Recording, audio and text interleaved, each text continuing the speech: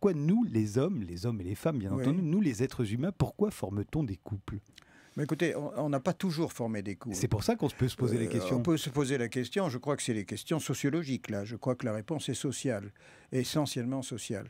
C'est probablement dès l'instant où la notion de patrimoine apparaît dans la vie des humains, c'est-à-dire à peu près au paléolithique moyen, c'est-à-dire vers moins 55 000 déjà. À ce moment-là, l'homme parle, l'homme fait de l'art et l'homme a une conscience de soi. C'est le grand événement qui s'est passé à cette époque de l'évolution de l'homme.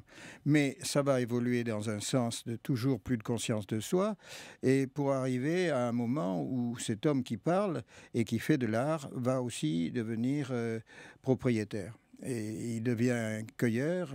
Il était cueilleur et chasseur. Maintenant, il devient agriculteur et pasteur. C'est-à-dire qu'il a du bien.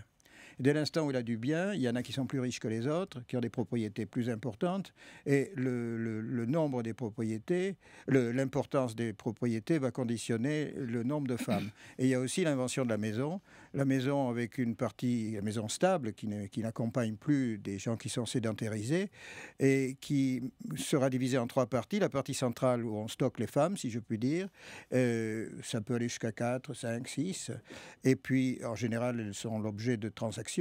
Et puis, de notre côté, les réserves agricoles. Et puis, de l'autre côté, la partie des hommes, quoi. C'est où ils peuvent se rencontrer vraiment entre eux et profiter de la vie. Et c'est ça. Donc, le patrimoine, c'est ce qu'il faut conserver.